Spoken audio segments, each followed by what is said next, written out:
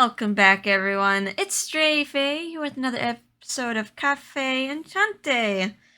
In the last episode, we had a really long chapter, mostly starring Mr. Rindo, and we had another side character that was introduced. Actually, we had a lot of side characters introduced, but the most notable one was Karya Abe. He was like a 14-year-old boy who, I guess he was a changeling. He was a human, but then transformed into a non-human, and his powers reawakened, and Mr. Rindo jumped into action to help this boy and prevent him from hurting himself and other people.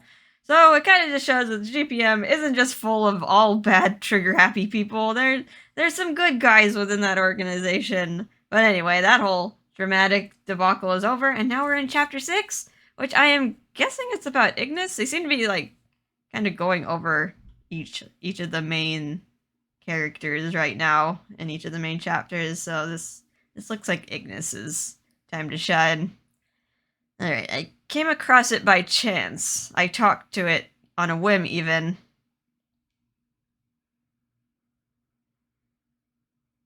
Okay, we're in a frozen wasteland. Q.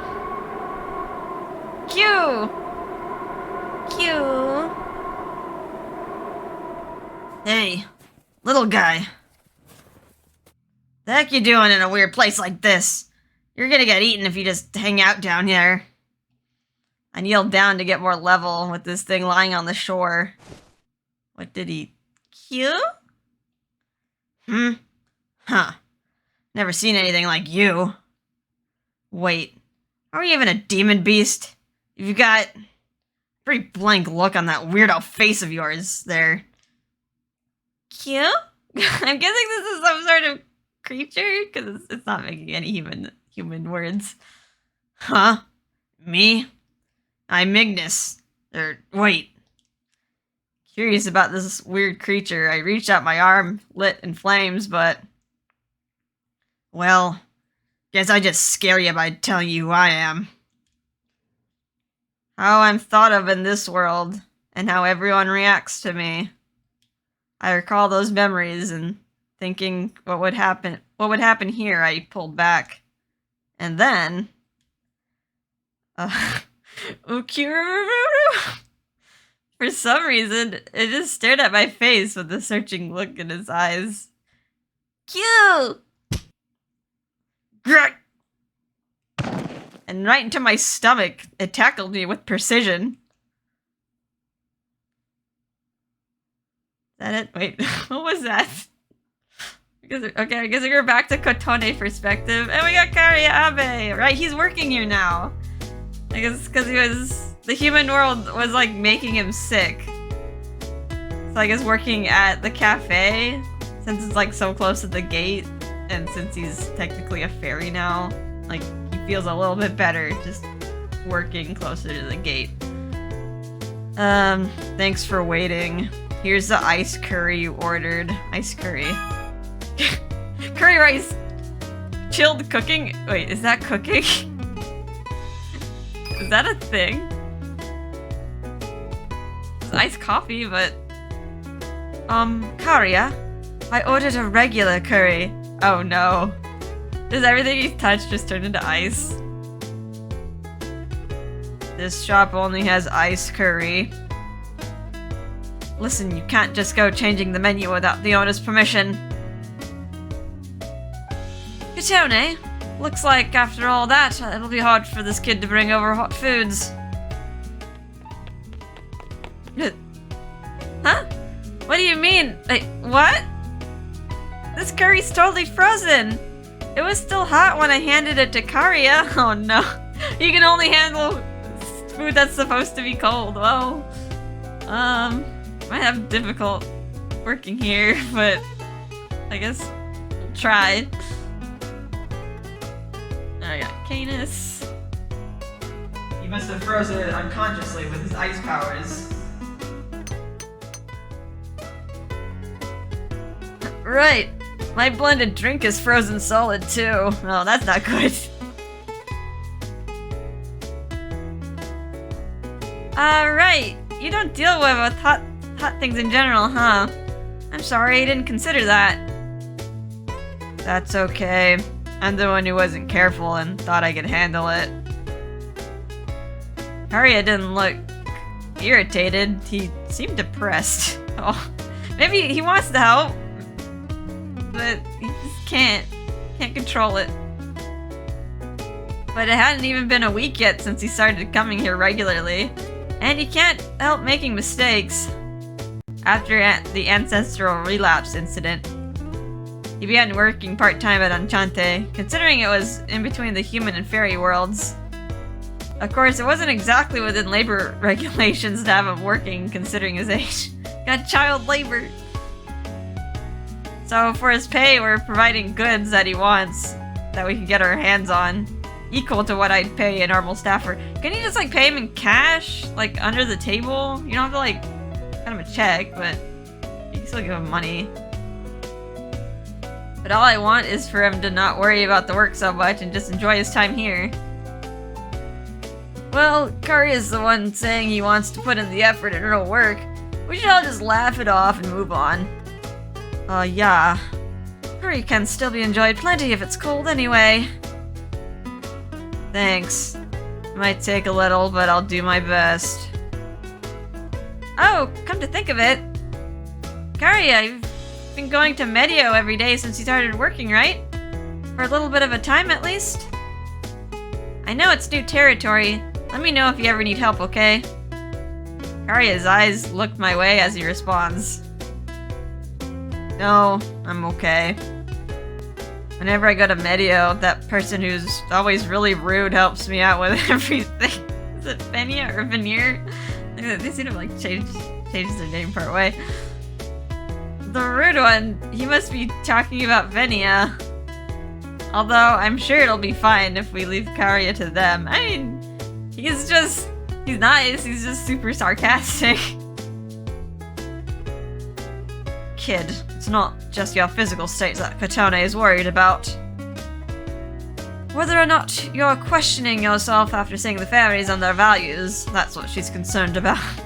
Concerned by. I know, like, Karia kind of went to like a manic state, like, after like getting thrown into another world. He's only 14, so. As of now, your only objective in going to Medio is to breathe the air. Someday, however, you'll understand your own way of life after interacting with these fairies who are closely related to you. There you go, got Uncle Canis telling you how it is. Karia, I can't tell you what's best for you, but don't forget that ultimately, you're the only one who can decide how you want to live your life. I mean, can you do like what Canis does? Just do both. Just pops in and out. Yeah, I know that. I decided to accept all of that. You don't have to worry about it. Alright then. If there's anything about Medio or anything else that's troubling you, let me know. Thanks. You can't help, but I'll let you know.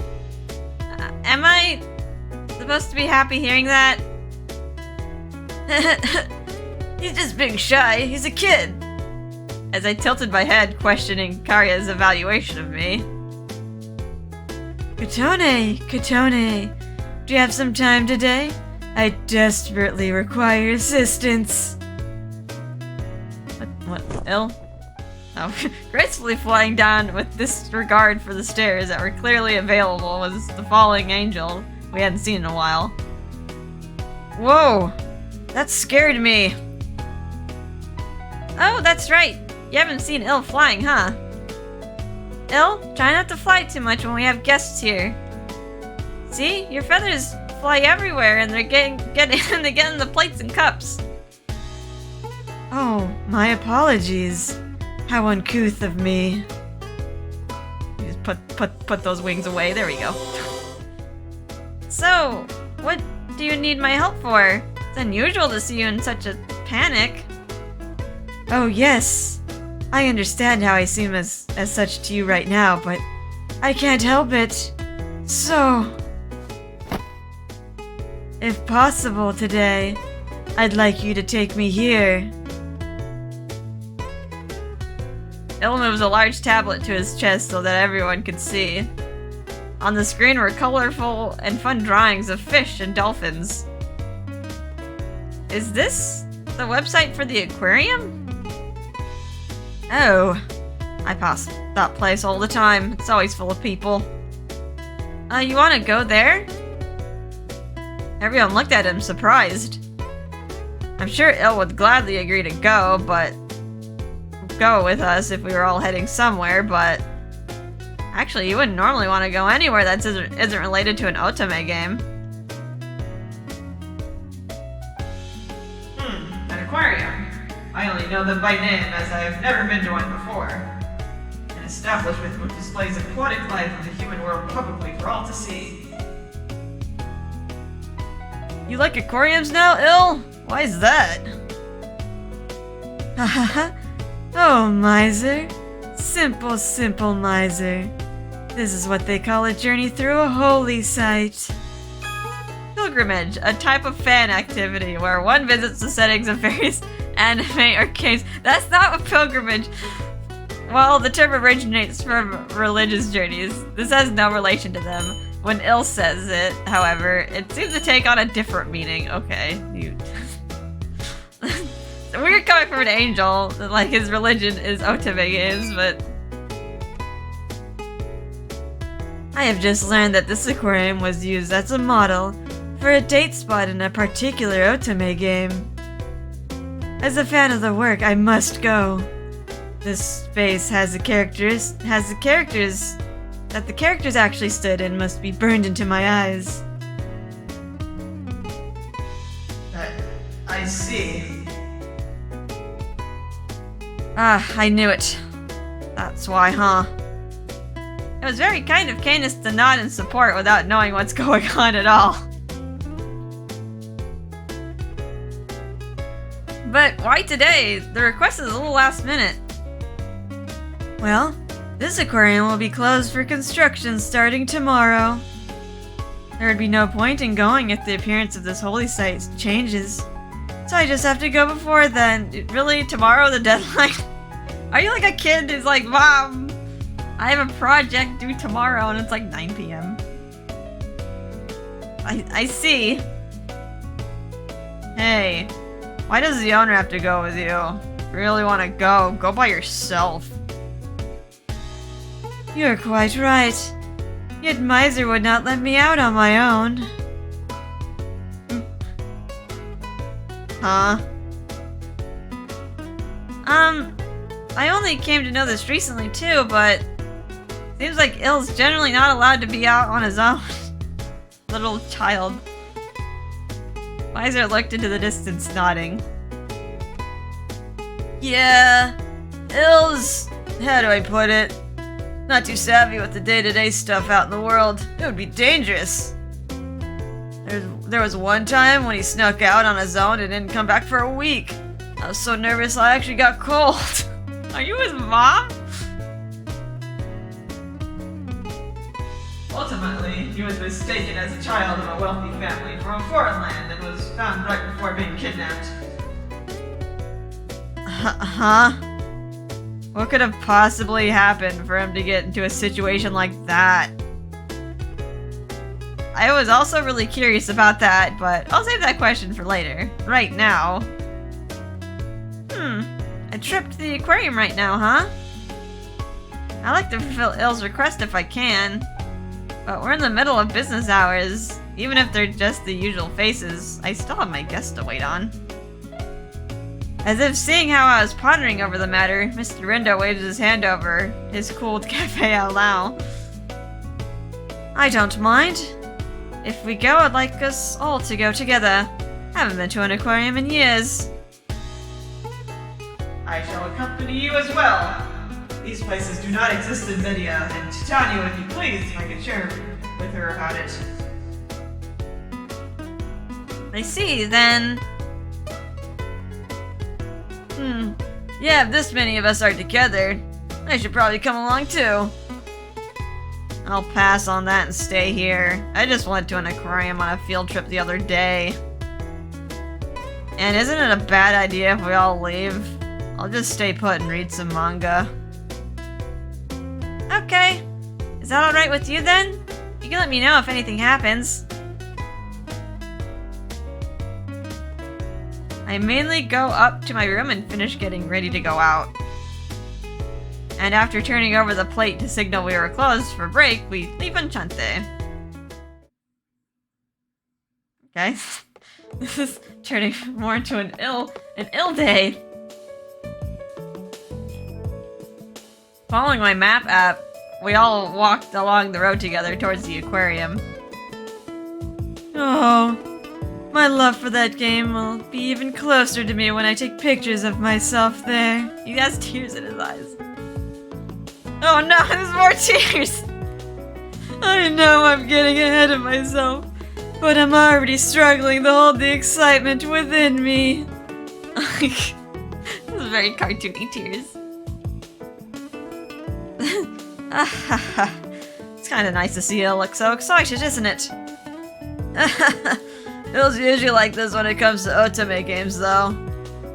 Well, guess it's way better than having no interest at all in the outside world. Okay, Kane's got his helmet on, good thing, put on his head. Indeed, though we are not humans, we still need a decent amount of exercise. I believe walks like these are a great idea.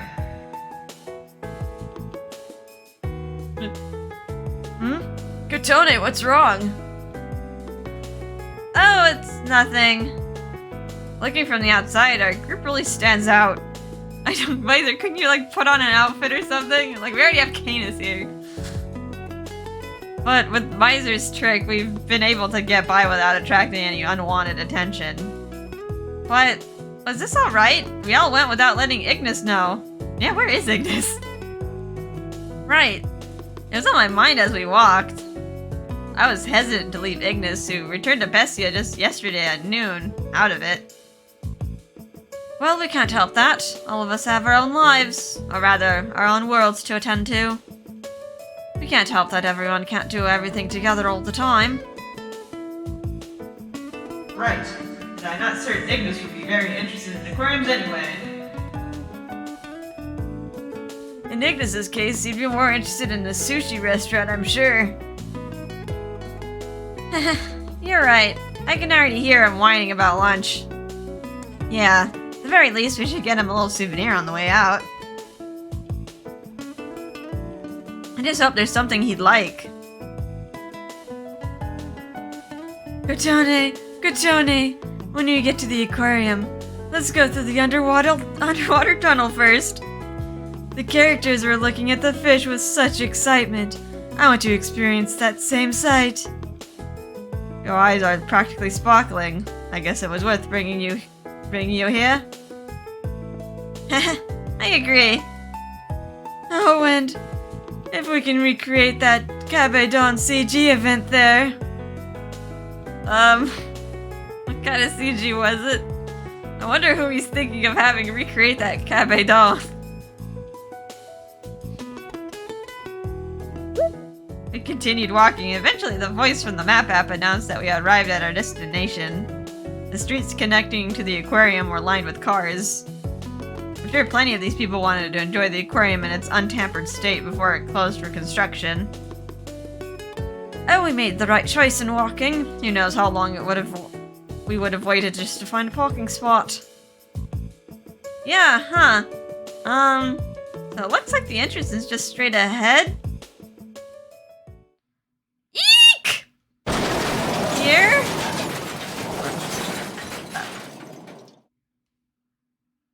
A scream followed by a crashing metal.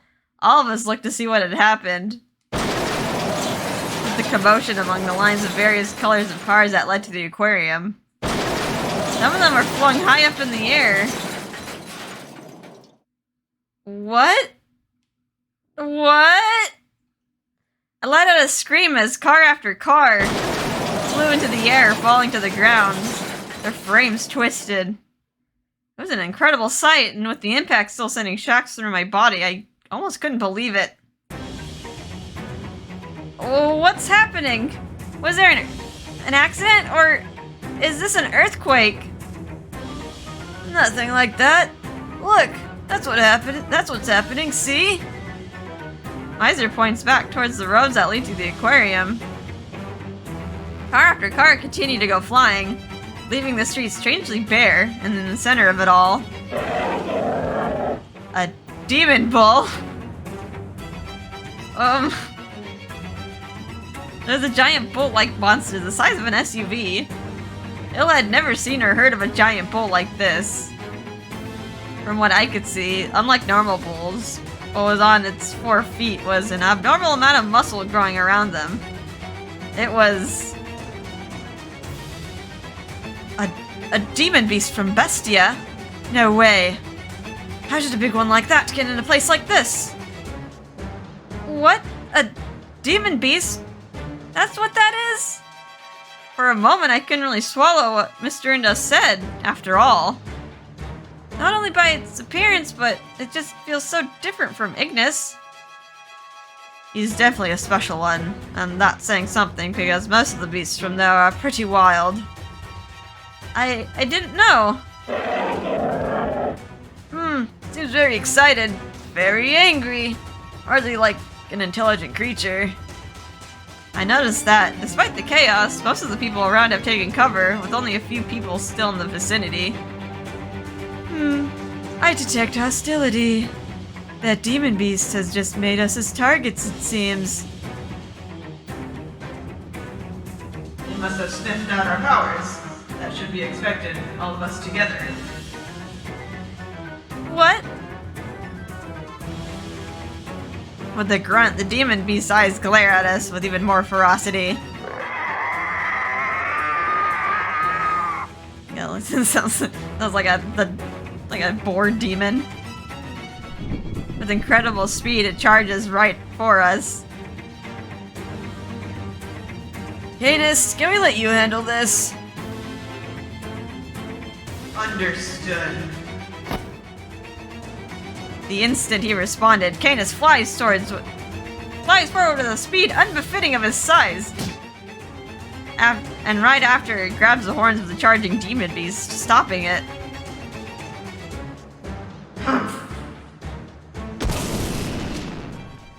He gave it a wild swing, throwing it out into the empty street. The demon beast quickly got back up, and Canis runs at it once again.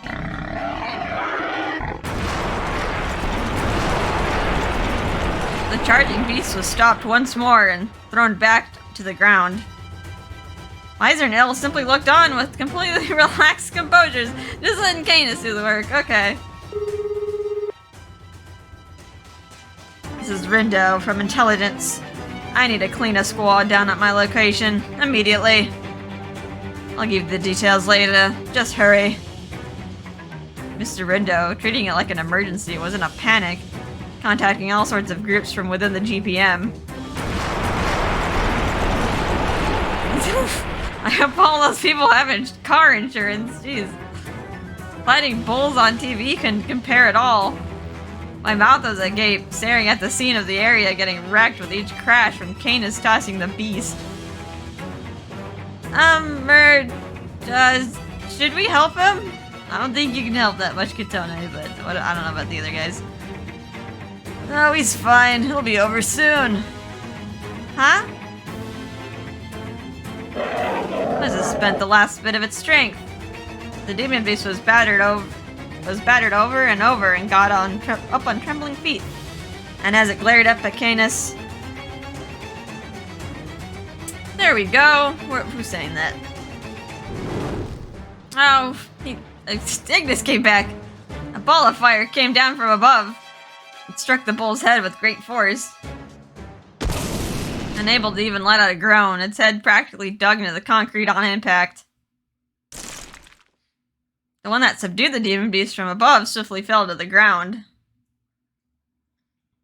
What the hell are you doing? What the hell? You're the one dealing with this? I didn't have to come over here. Ignis! Afterwards, We handed over the demon beast on the ground to the GPM agents Mr. Rindo called in. Right after they left, several police cars and ambulances came. It really was a miracle. Even the people in the cars getting tossed around didn't seem to sustain any serious injuries. There's still people in the cars! Able to avoid police questioning, I hid alongside the road and watched as the aftermath unfolded. Mr. Rindo was also running this way and that, with GPM agents taking care of the cleanup. Well, I guess our field trip is over. Ignis, why are you here? Huh? No reason. Just came here to kill some time, since you all left me behind. Well, we had quite the incident, but it seems like it's all resolved now. How about we head into the aquarium and... They said the aquarium's closed for the day. Well, with all those people running around outside, it was bound to happen. Alright, yeah. Reaches the field trip. Field trip is over. What happened anyway? The streets and the cars were a mess. Who knows? Someone said something about a bull. Probably something escaped from the aquarium. A bull? I'm thinking of like a bull walrus. No way! Bulls are land animals. Why would an aquarium have one anyway? Responding to the conversation of the boys that passed by, witnesses to the incident.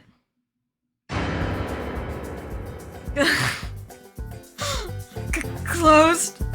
No. But what if my holy journey? Seems like it's not happening. Il crumbles and his knees fall to the ground. The hell's wrong with Il? Ignis, unknowing of our situation, raised his brow in confusion. Just like those boys had said, there's no way we'd be getting into any businesses after all that. Leaving Mr. Rindo, still busy dealing with the aftermath, we returned to Enchante, all while consoling Il. I know we were supposed to see the aquarium, but who could have predicted that, huh? For now, I'll pour you some nice tea or juice. Take a rest, okay? Thank you for your concern. I could see Il had no energy in him at all. Consoling him like a child. Hey there, Il. I'll treat you to some sweets too. You can go play some games after. Though its appearance may change, we can all go together to the aquarium at another opportunity. Okay. God, y'all keep pampering the shut-in. Oh. Right as I put my hand on the doorknob, Ignis suddenly spoke again. I forgot to mention, I brought a gift from Bestia. A gift? What, the head of one of your enemies? Shut up! I didn't bring anything like that. Well, you'll know when you see it. I felt confused as Ignis kept mumbling his words and entered through the door. Hey, we're back! Karya, thanks for staying. Ugh! So stop! Don't follow me! What the hell are you? Karya was running all around Enchante, and as if it was chasing after him. There was a small white object rolling around on the floor. What? What's going on? Karya's being chased by something, maybe? God, something outside. It's probably not loud. Probably not loud in the room. Is that a white ball? No, God, look at it closely. That's my gift. What? As if responding to Ignis's voice, the ball suddenly came to a stop. Kill! It bounced up off the floor right where it stood and did a full spin over itself, gracefully landing on top of a table. The gift that Ignis brought us. He brought us a baby seal. look straight into my eyes. Did he just find something cute, like, in this other world and just like, yeah, Katane will like this. Cute! Oh, what is that? I told you, it's my gift. I'm giving it to you. This kind of thing's trendy now, right?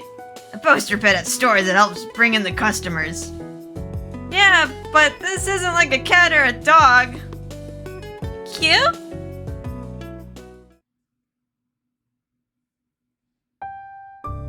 The hell's going on? Right when I got in, Ignis shoved this thing on me and left. It's your own fault. Crying about being bored and everything.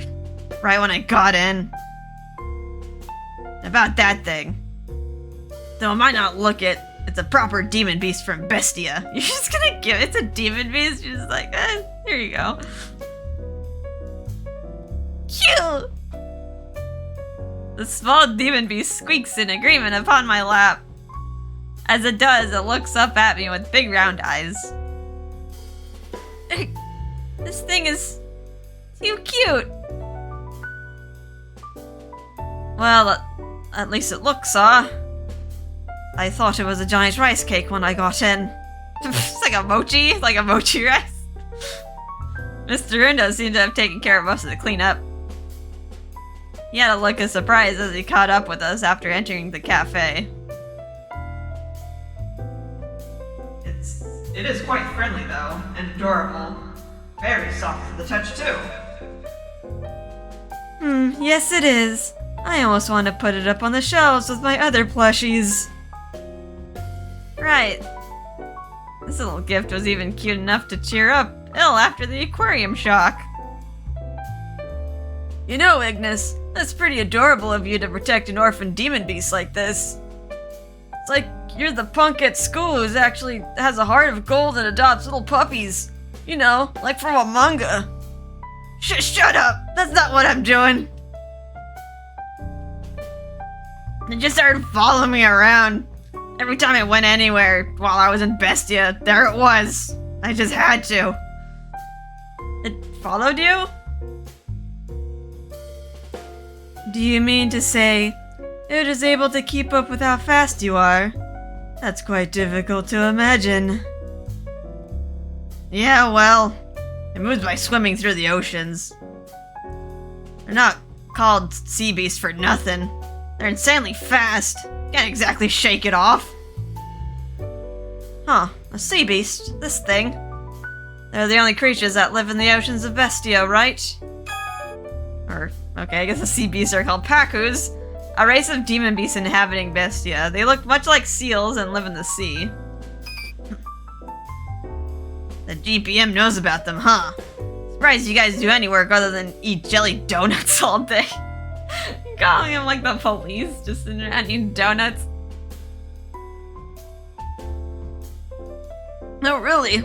Looking at Rindo's reaction, this little guy's pretty rare, huh? Well, they practically live their entire lives down in the ocean. You don't see them often. Seeing one is great luck. Actually, I didn't even know what this thing was at first. Ignis continues to tell his story. So, I'm sure it's just some newborn that was separated from its pack. It's annoying how clingy it is. So what I really wanted was for it to get home, but... I see. I understand this situation. As they are species that live underwater, it would be difficult to find its family. And after giving up on the search, rather than leaving it alone, you brought it to Enchante, is that correct? Ignis nods in agreement. It's our new customer. Whatever this thing is. Wait, no. Even so, I think there's a problem with having a mascot seal, don't you? What do we feed it? Like, what? Like, how do we take care of a seal? What if it gets bigger? Yeah. Maybe it'd be better if we decided after trying to look for its parents a little more. I'm sure they're worried. If they're alive. Ignis? No, it's nothing. Ignis, irritated, looks away from me. He seemed in a bad mood all of a sudden, but I hope I didn't do anything to upset him. Oh, the answer's easy then, if that's the case. Let's just find its parents, yes? Huh? Child of the sea beast. Ukiruru?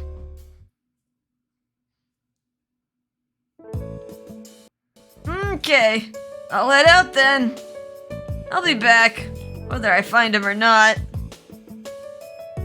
Okay.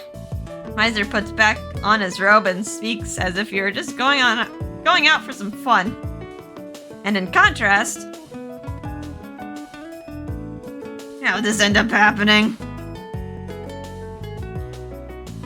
Miser, Il, and Canis, in contrast to his longtime fellow non-human acquaintances, Ignis was despondent.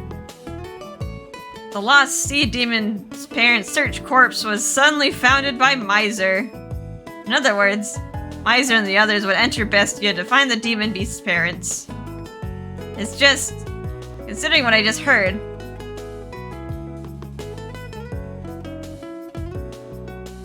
that rampaging demon beast from earlier, the demon world of Bestia is filled with dangerous creatures just like that. So dangerous that even those GBM agents who go there to conduct their research, or you if you let down your guard, you could easily die.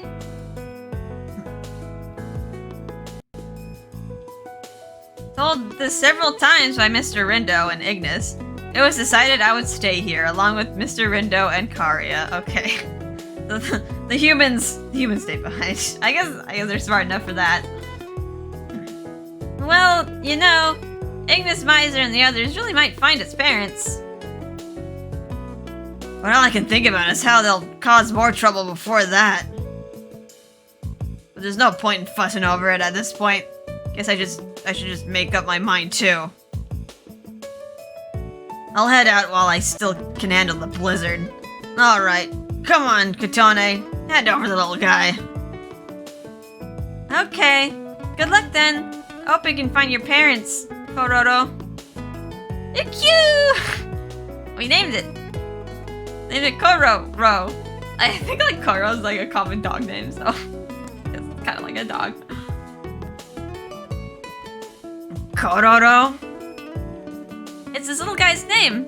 Thought it might be tricky without one, so I gave him one just for now. Oh, and I named him that because he's like a ball and rolls everywhere. Wow, Karia, how did you know? I mean, that's exactly what he is. There's no way no one can figure that out. Like, I guess like Kororo, like roll. Kind of sounds like an onomatopoeia for rolling. Seriously? You're a terrible demon beast pet namer. I wish you two would stop being on good terms exclusively at times like this. Suffering some damage internally, I hand off Kororo to Ignis. Kororo, a Paku's child taken in by Ignis. Its names come from its round body. The heroine gave him its name. However... Ew. What? Tiny paws grabbed desperately onto my arm, and didn't seem to intend on letting go. Hey, cut that out! Stop throwing a fit! Ignis tried pulling Kororo's body lightly, but he doesn't budge in the slightest. After trying the same few times, I could practically hear one of Ignis's veins on his forehead pop. Let go, you little! Who do you think this trip is helping? Ow, wait! Kororo, your claws are digging into me! Ignis, you're pulling too hard! Kororo's body will tear apart! Although it almost felt like Kororo's grip was stronger than Ignis's monstrous strength. Could it be that he doesn't want to leave Kotone. Now that you mention it, he seems to have been waiting to be pampered by Kotone since coming here. He warmed up to her quickly. Well, that's sweet but problematic, isn't it? Looking at how stubborn he was, Kotaro didn't look like he wanted to let go of me one bit. Okay then, Kotaro, do you want to stay here at Enchante too? No way. Sea demons are usually super bashful. This thing's got a screw loose. Even if I were to find its pack, just one look at me would make them all run away. Ah, I see. Even all you would have had a hard time chasing them underwater. I know I already asked, but can I... No way. We're not taking you no matter what. They must have known what I was about to ask. Both Mr. Rindo and Ignis beat me to it. We already told you, like infinity times. That world is way too dangerous for a little weakling like you. Right. Whoever the so-called last boss group named by Mr. Rindo thought the danger to be quite insignificant. I'm not particularly against it. With us around, I'm sure we'd be able to keep Kotone safe. Miser didn't have a care in the world. Flustered by his attitude, I imagined Mr. Rindo would call him out for it, then... Miser, aren't you treating this too lightly? This isn't Medio.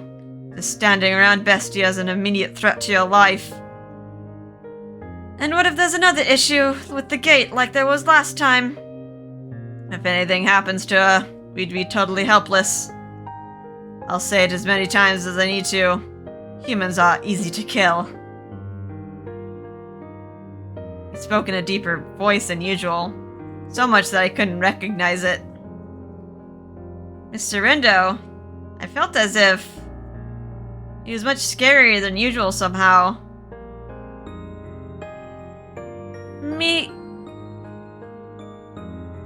Mr. Rindo? I called out to him in hesitation. Mr. Rindo clasped his mouth, his eyes wide open. So sorry, I got a little too grim there. But it really is that dangerous of a world. I'm completely against this. Mr. Rindo, who was usually so relaxed, was being very serious about the matter. I'm continually reminded, with jokes aside, this world that they're going to skirts death around every corner. Honestly, I'm not sure what to do either. I want to help Kororo, but knowing I'll be in the way if I go along, I can't really say that I want to go. As I stood there indecisive, the one who pushed me to make a decision was... But, you know... If we give up now, this little guy will be all alone, won't he? You? It was Karya's saddened voice. Honestly, I thought it was annoying how he started following me around all of a sudden. But being separated from his family, then being taken to some world he doesn't know, just kind of feels like how I might have ended up if y'all didn't find me. I just feel bad if he ended up the same way. Karya!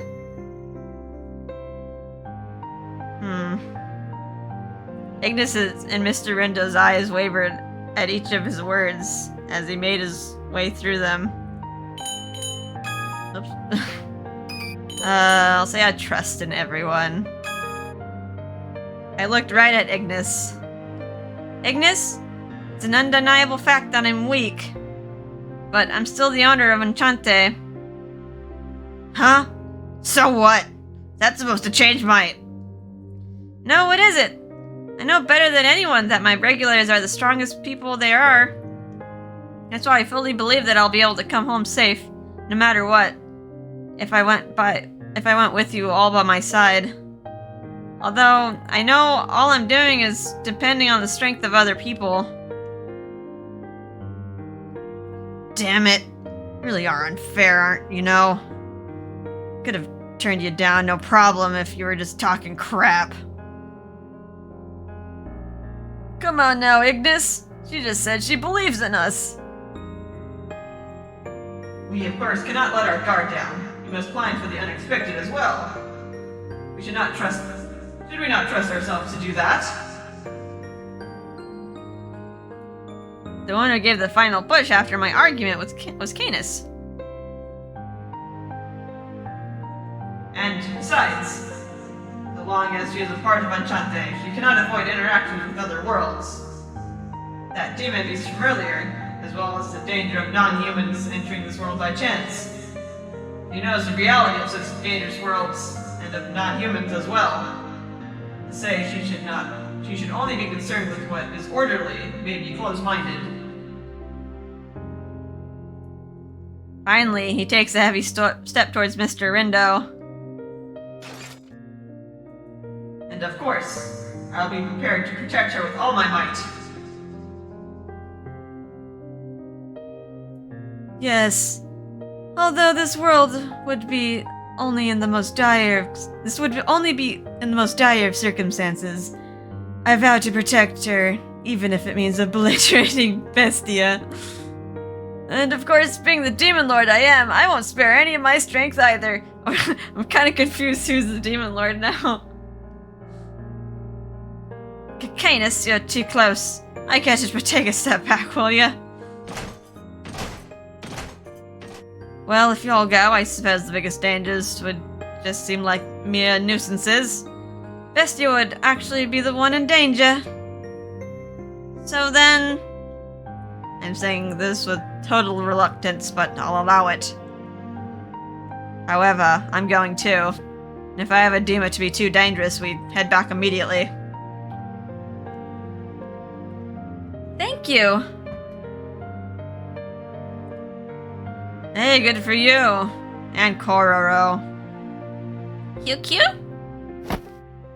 As I bowed in thanks, Mr. Rindo gives me a small smile, waving off my gesture. He was helpless as he looked at Miser. All these non-human- oh wait, this is Rindo. All these non-humans are going to another world just for one small demon beast, huh? It makes me wonder sometimes how much my life might have been changed if I had only known you all a bit sooner. Unfortunately, I don't have the ability to time travel. Haha, too bad, huh? And during all that, Ignis remained the only one standing there. Silently, yet to give his approval. They originally would have left immediately, but with the humans, myself, and Mr. Rindo coming along, it was a different story. It was decided that we should postpone our departure and get a good night of sleep to rest our bodies, and then leave the following day. I know that I need to, but I just can't get to sleep. It was because I was nervous. Even though I made my decision, it was still a dangerous world out there. Knowing that got my nerves worked up. Unable to lie still, I got up from my bed. Cute-poo. Still not wanting to separate from me, Kororo was fast asleep, snoring adorably next to me. Just realizing how different he is. He's nothing like that rampaging bull from earlier, or Ignis for that matter. Yet, the innocent face he had as he slept next to me helped me relax. I'll head out just for a bit, then I'll come back to sleep. I got up quietly from the bed so as to not disturb Kororo. I changed out of my nightwear, but I still felt awkward about wandering around at this time of night. So, here I am in the back garden of Enchante, still in the cafe grounds. The flowers that decorated Enchante and the gardening here was done by Canis, a hobby of his. The night wind blowing through the beautiful flowers, grown by his hand, mixed with their aroma, helping me calm down. Petals from the blooming flowers floated around, dancing in the breeze. Huh? Beyond them, I saw someone I hadn't been expecting. The one standing there quietly, lit by the moonlight from the sky, was... Ignis? No, it's you. Aren't you supposed to be sleeping? I've been nervous, so I couldn't. But what about you? It's unusual of you to be in the garden. Although it was by coincidence, seeing a familiar face as I was here unable to sleep made me feel a bit at ease.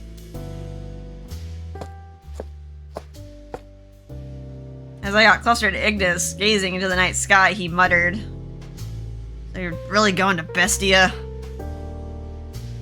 Yeah. It's really dangerous.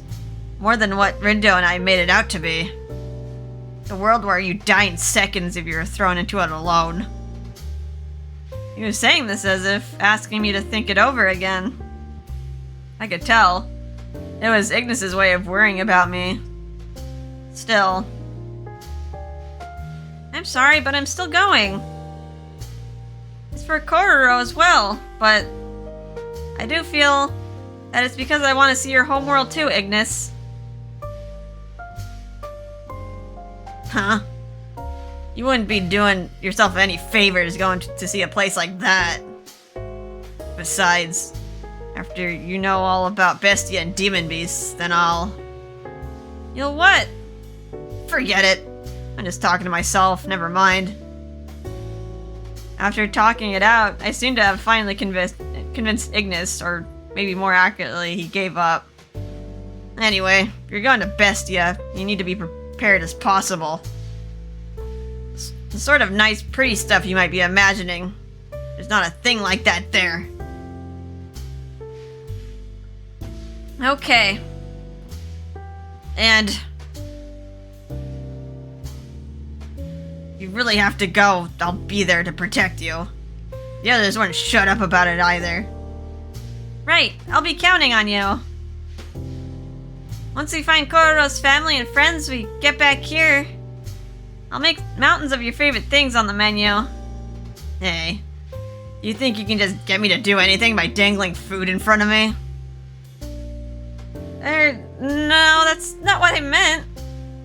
To be honest, that actually might not be a bad reward. His smile was weak at the end of what he had to say, but Ignis did smile. A life-threatening journey to another world, considering, well, that would happen tomorrow. By talking about it with Ignis under the soft light of the moon, the nervousness and unease of leaving wore off. The morning after. For 2 days straight, Enchante would be closed for business. None of my regulars, or myself even, would be there. We're all going. Everyone was gathered in front of the gate, ready to head into Bestia. It's so warm outside right now, and we're heading to a frozen tundra. It'll be a big change in temperature. I know it may be a bit late for this. What does it mean to feel cold? I, of course, have a grasp of the concept. Indeed, we haven't ever felt the cold itself. And you laugh. Indeed, we haven't ever felt that the cold itself is a threat. I need to drink more water. I might need to take a break soon. Everyone was talking about the cold, yet they didn't have on clothes specifically made to protect against the cold. That went for me and Mr. Rindo, too.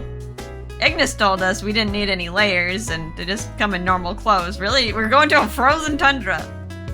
But listening to Miser talking, I began to regret not even bringing earmuffs.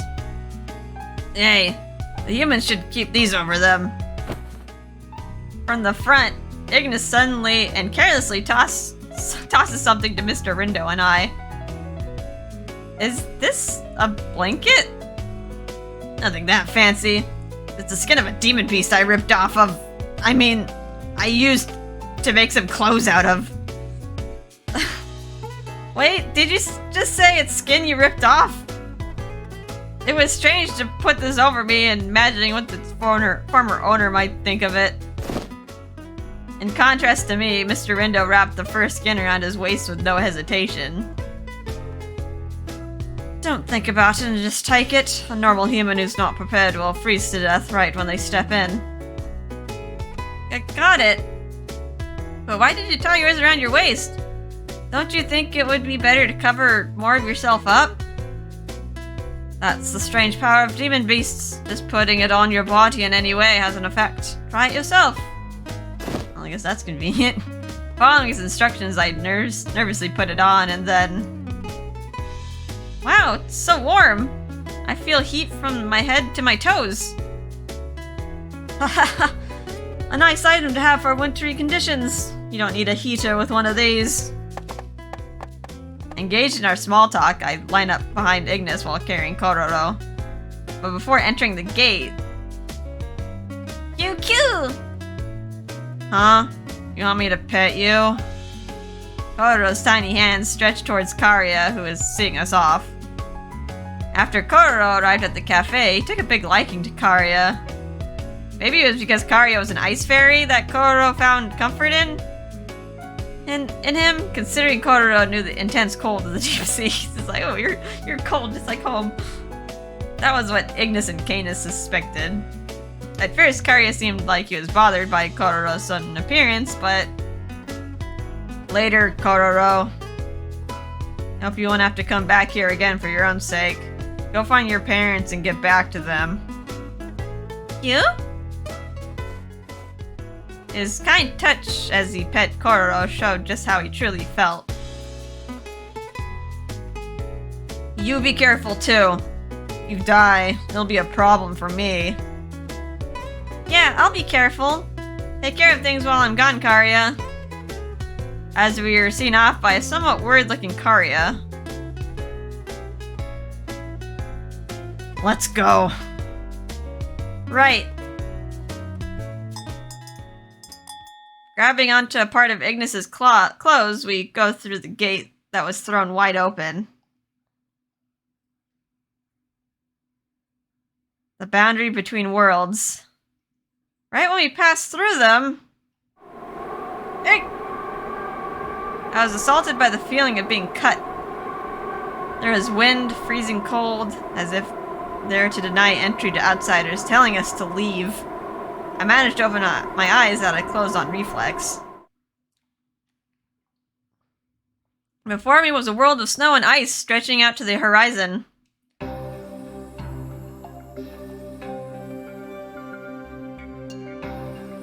Little igloos.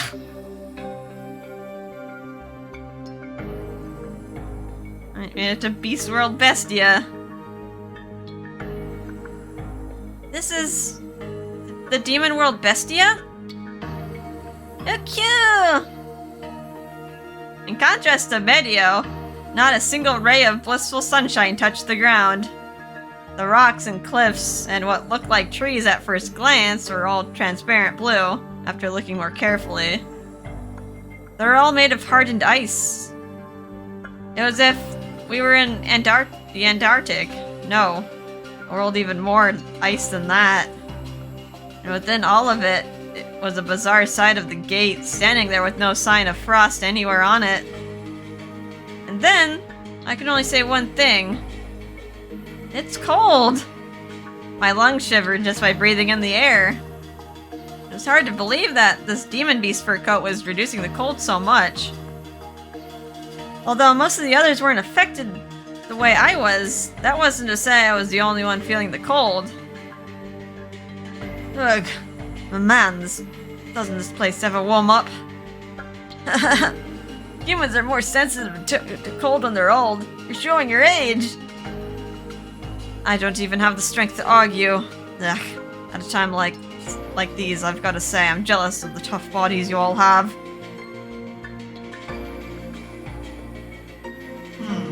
It is much colder than Medio's winters.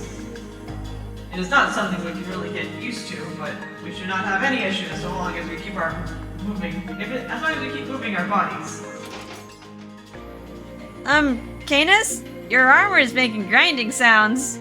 Is there snow stuck in its joints? Oh no! My apologies, Kotane. But please, help me dig it out. alright. Are we just... Huh? We need to oil up the Tin Man here. I worked hard digging out the snow that was limiting Canis' movement with my fingers. And after I thought that was over with, next. Are you okay, Il? Next to Canis began stretching himself as if determined not to have the same thing happen, sat Il, who had frozen into a statue. I see.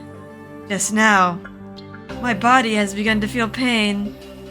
So this is what true cold is? Il, are you okay? I'm all right. As Canis says, we'll get used to it soon. You don't really look alright. Even your wingtips are shivering. On the opposite of the Enchante's faithful. Q. I guess it really is from Bestia. Kororo was in great spirits after coming back here to his home. Kororo, you're bald everywhere. I hope you aren't cold. Exacerbated, Ignis turned to the rest of us, crying at the coldness as soon as we arrived. Hey, if we just sit around, demon beasts are gonna find us out here in no time. Ah, that's right. I'm concerned about Kotone, so let's avoid any unnecessary downtime. Il, I'm gonna put up some awareness protection around us. Can you help me? Yes. Miser snaps his fingers, and Il, still shaking, puts his hands together. A deep purple aura surrounds us. Awareness protection? Is this the same sort of thing you cast over Enchante? It's similar. It's risky to cast this on individually, so I made it bigger, easier to handle. Clever individuals would figure out what's happening, but mindless beasts would ignore us, even if we were right in front of them. Good, that'll do just fine. Alright, let us head to our destination. The wind is strong here too. And it seems Il is at his limit. If we stay here, his wings will freeze over.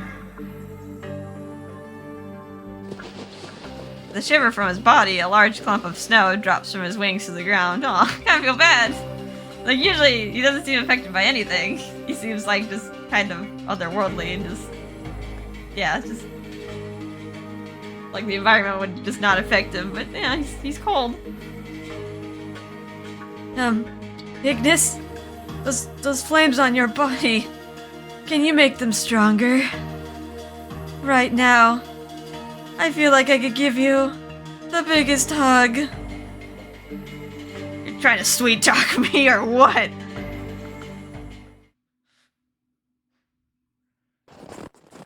After that, Il began getting used to the cold. I'm sure walking close to Ignis was helping that. After his condition had gotten more stable, we began walking across the vast plain of snow, surrounded by the others. We're headed towards the shore where Ignis found Kororo.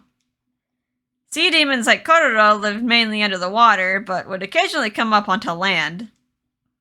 Ignis, of course, searched the area before, but we're headed back as a team, hoping one of us might find a hint of some kind. We had been walking for a while, but there wasn't really any change to the scenery.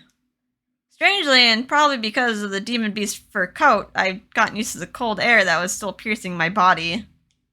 I was relaxed enough by now to really able to pay attention to my surroundings.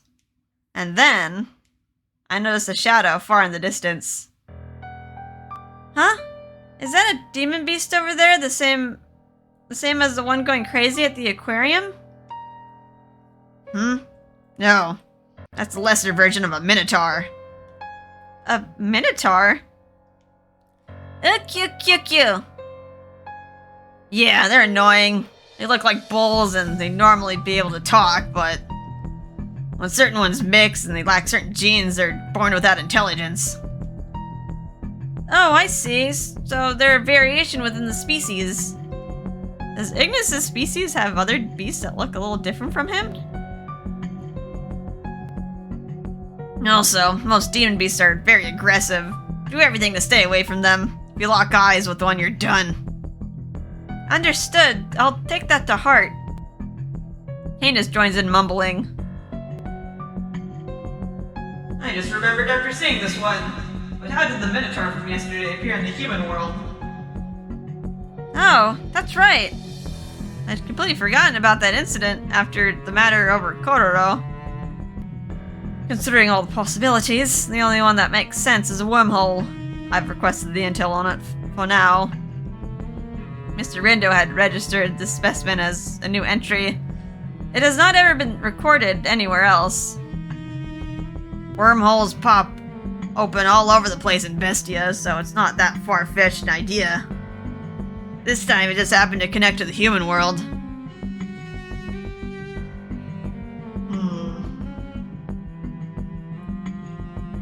However, it must have been a big hole for that body to have been able to fit through it. Yeah, speaking of those, we have to also make sure we don't fall into one by accident. Oh, right. Yeah, we're in Bestia right now. We didn't fall into one. An undisturbed demon beast. An undisturbed demon beast is a calm one. We quickly passed through the area while the Minotaur didn't realize we were there. Although it was a dangerous world, with these particular members that could cheat their way through anything, I encountered no harm. And while continuing on, taking the long way around any demon beast we came across, a gentle scent caught my attention. This is salt water. After passing through the shadow of a large mountain of ice, was a giant plain of ice that was broken up. Beyond that lay a vast deep blue ocean with icebergs floating across it. Could this be... This where you met Kororo, Ignis? Yeah, he was here alone crying for his parents. No sign of any struggle in the area. It's unlikely that anything happened here that caused him to get separated. Right. Kororo does not seem to be afraid either. So, after he got lost, he arrived here, then Ignis came and took him in. This is the likely turn of events? This could prove to be difficult. Miser taps his toes on the frozen ice. There's no solid ground here. Everything beneath here is an ocean, their territory. That's exactly the problem. Essentially all of Bestia's are habitat. Cute? Looking at Kororo tilt his head, I summarized all the information given to me so far. Sea demons spend a lot of their time swimming in the ocean here. They're small, but they're very, very vigilant. If that's the case, we'll miss them, even if they are near. Even if we miraculously find them, they will swim away further into the ocean. Because of all that, they're great at surviving, considering how weak they are. It'll be a pain to try and find them, though. I see. I can understand why Ignis had to give up and bring Kororo to Enchante. Miser began gathering our feedback one by one, showing some pause. However, that only lasted for a moment. Well, there aren't enough of us to send out in groups, really. How about we let a few cheats take care of things? The one he turned to was the one who looked completely opposite to himself. Il, you about ready? Yes I am. My body is warmed up now. As he batted his wings to shake off some of the snow gathered on him, it came to me. Are you gonna try to locate the pack from the sky? We'll try that as well, but that's not our main intent. I'll use a particular type of my magic. Magic? Come to think of it, I remember Il using his powers to heal Mr. Rindo during the Karya incident. I'd explain it to you in detail, but that might take a little while. The power that Il and I use, and those that Ignis and Canis use, they're all different from one another. Oh, I see. From my perspective, it all feels like the same sort of magic. Magic. Its basis is a fundamental element in other worlds. yet to be understood by science. Some non-humans use that fundamental element to cause all sorts of supernatural phenomenon. Ill's brand is a kind of angelic law that's a combination of logic and math executed by praying to the heavens. It's very graceful. Conversely, Miser's brand has no definition, permeates all, and is a type where one's wisdom and abilities become techniques. The two nod at each other as the other explains the powers they employ. It's a bit difficult to understand. Well, to make it simple, what Ill uses are techniques made from minute calculations. I got a dictionary term? Nothing's highlighted. Lawful magic, a general term for special powers, only used by angels and fallen angels by combining extremely precise theories with calculations, then offering it in a prayer to heaven. Various miracles can be induced. And what Miser uses is some kind of power that's really strong. Demon magic, power used by Miser, a technique that intervenes on all things based on magic power. Compared to lawful magic, the magic varies depending on the individual. Some non-demons have the natural talent to use such magic. Oh, I see. Explanations seem oversimplified, but it was direct and understandable for someone like me. Well, this power is defined differently between worlds, and many have many names. It's a lot to absorb in one day. I think it's probably sufficient to know that they're just different powers. What I'll be using this time is a seeking magic that utilizes sound. Seeking? Though it depends on the situation. In this case, it'd be something similar to fishing. What do you mean? We saw it on TV the other day. A special on fishermen, remember? They use equipment to detect fish. Is it like sonar? Like what? They send sound waves to the ocean's floor, then look at the returning waves to see if any fish are there. That's what he's doing? Exactly. Ill's pretty skilled. He's an all-purpose tool. He can do anything if he knows the right steps. Oh, wow. That's right. He did the same thing when we were looking for Karya, too. Right. The circumstances were different that time, so it won't be as difficult. Alright, shall I begin? Miser, I request your assistance. Miser nods and Ill gracefully ascends up into the wintry skies of Bestia. Flying at incredible speed, he was far from us in no time. With that, Miser made a gesture as if you were knocking on air. And then... Whoa! In front of him appeared a magic circle with several detailed emblems on it. That's what it looked like, at least. Testing. This is Miser. Ill, can you hear me? It is a little difficult to hear, but conversing will be possible. Really though, everything you make is always so haphazard, so messy. Just so you know, it's difficult to adjust to you. Don't make it a thing. Our magic's different. We should be happy we can connect them together at all. I could hear Ill sigh from the magic circle. You talk to Ill through this magic circle? Right. Well, I'm leaving all the adjustments to Ill, so I'm not sure about the details concerning how or why it works. I thought about this before, but don't you think your own understanding of your own powers is a little too small? I cannot agree more. Oh, it's fine. What matters isn't that the powers are mysterious, but that they have utility. Besides, if you think about sound quality, the cell phones of the human world are much more magical and mysterious than this. Well, I guess that's true, seeing as though anyone can use them. Alright, Ill. Can you see anything from there? No, nothing at all. The color of the sea is so dense, I can't see anything inside it. So I think we'll need to use my magic. I'll deploy it in a wide range around me. Gotcha. Anything I can do? You can let me handle it. However, it seems I'm not very compatible with Bestia. I may fall short of our expectations, but I'll certainly give it a try.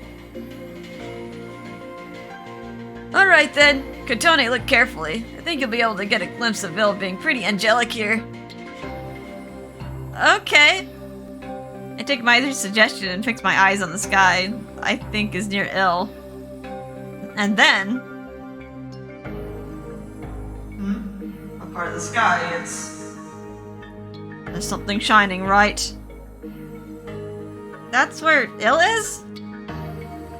Although I couldn't tell exactly what he was doing because he was so far away. I could tell seeing the shining light. With a strange noise in the way, I couldn't hear it all that well. But it was Il's beautiful voice singing. It echoed across the land as if the dangerous ambience of Bestia was being painted over. In the next instant,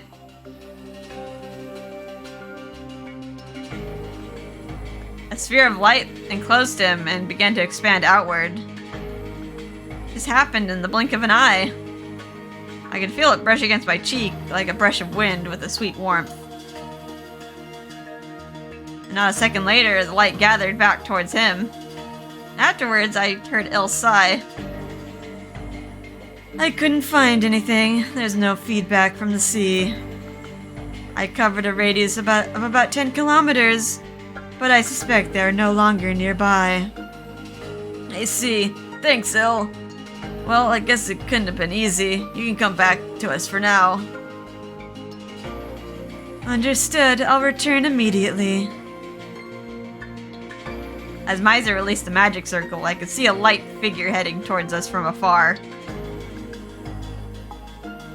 I didn't know what to say. Wow, I didn't know angels get so mystical looking when they use their magic.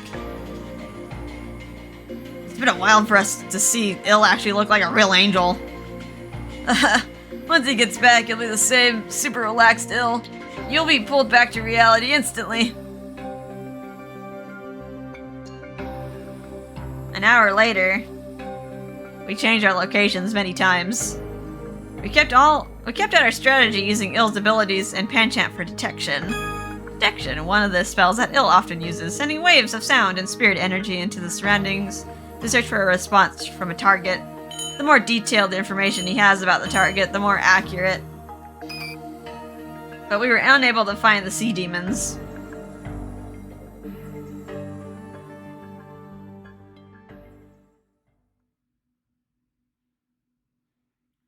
After that, we continued our search using all sorts of different methods. But in the end, we couldn't find a single hint, not to mention any pack of sea demons. I really didn't think it'd be so easy, that we'd find them in a single day. But man, I feel like there's no end to this. Cute? It was unfortunate for Kororo, but it was reality we could do nothing about. Ah! As if reacting to everyone's dismay, Kororo jumped out from my arms. And while crawling all the way to the edge of the ice floor... Q! Q! He must be calling to his parents. His cry was sad. Spread across the open ocean. Q! There was no response. Coming back here, you must have remembered how sad he was. Even though I even thought I saw a tear drop down Kororo's big round eyes. Kororo? Unable to know how to console him, all I could do was say his name. Please. Doesn't even have to be his parents, just let something call back to Kororo. Kokoro. And in response to my wish... Yeah, someone save me! A pitiful scream tore through the sky to answer me. That's not good. Wait, that most certainly did not sound like someone Kororo might know. What is that? A puzzled Canis looked across the horizon, vision hampered by the snow to find. Oh. We got Catboy here. I'm sorry, forgive me. I didn't mean to enter your territory. I didn't mean it. It was nature's fault. And wow, that was a giant body, very so quick and agile. It was a young boy, probably a little older than Karia. Oh god, we got like another character. He was being chased by more of the lesser Minotaurs, running away from them as fast as he could, right towards us. Ah, this is it. I'm dead. They're catching up to me. Please save me. Ignis, my bro. Oh, he's an acquaintance. Shut up. Stop screaming. I can hear you. Get your head down. Flames through the air. Minotaur? Question mark. In a flash, flames engulfed the Minotaurs. Before I could even understand what had happened. Here we are once again. You're all so annoying. Really wish you'd stop mooing at everyone weaker than you. Ignis flew over them, and with just a single kick, wrapped them in flames. The Minotaur's body sunk and fell right where it stood. They really did come out of nowhere. Even the bugs of the human worlds are less active in their winter.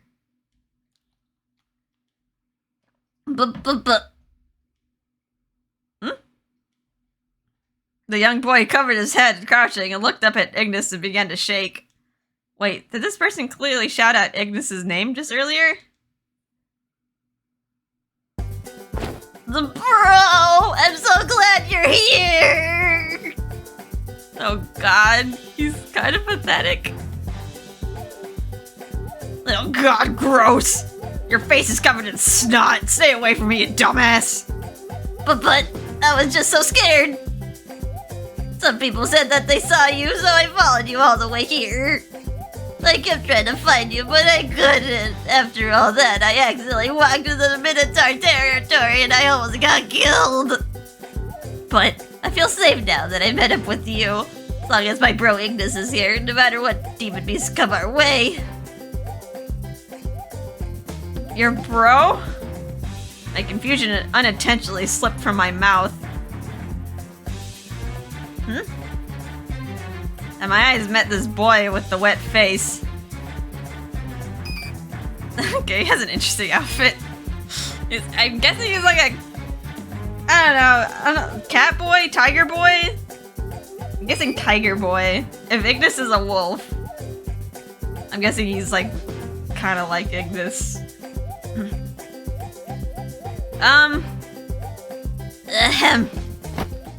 Hey, you got a lot of nerve looking at me like that, eh? What? I don't know that kind of demon beast you are, but if you attack me, just know it'll be the last thing you ever do. My bro here, Ignis, he's the strongest demon beast in Bestia, and he's not gonna sit around and let me get jumped, you hear? Look at that, these idiots are so scared of you that they're completely speechless, bro. Now knock them all out. I'll back you up from back here, bro. Maybe it's true to feel this way. I just met this person. Yeah, there's some kind of pathetic aura around him. He's like a sad little animal. How is he surviving in this world? Oh, well, if you're our demon beast, you should have just said so. Sorry about that. Hey, so, you mind if I tear off one of his limbs? His right arm, perhaps? This kid's just pissing me off already. I know exactly how you feel, but don't. He might be weird, but he's an old friend. An old friend? Yes, glad you asked. It is I, one of the strongest, best, absolute, greatest of all times, invincible. Beast the Firewolf. I'm Ignis's right-hand man, Firewolf. A race of demon beasts. Or Minotaur, a race of demon beasts inhabiting Bestia, the race name of Ignis, werewolves that control flame. They call me Dromi. I'm a rare type of werecat. Nice to meet you all. Okay, so he is a cat. Dromi, a young tigress demon beast from Bestia, self-proclaimed little brother of Ignis. He is very loud and clownish. Tigress, a race of demon beasts inhabiting Bestia. It's said that their numbers are incredibly low. I wonder why. If they're all like him.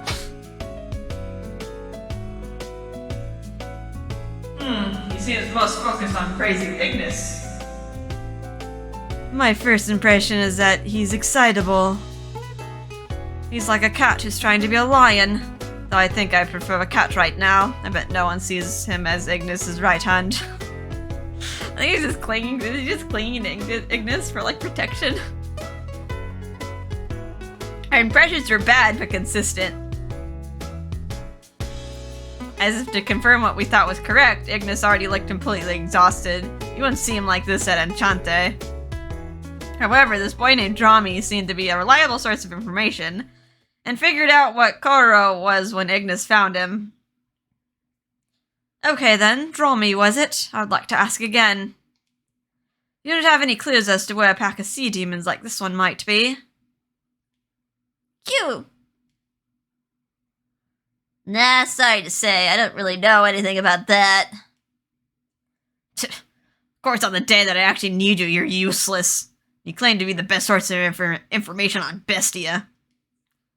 Wait, what are you talking about? I always help you out, bro. Seems like he was just now remembering something.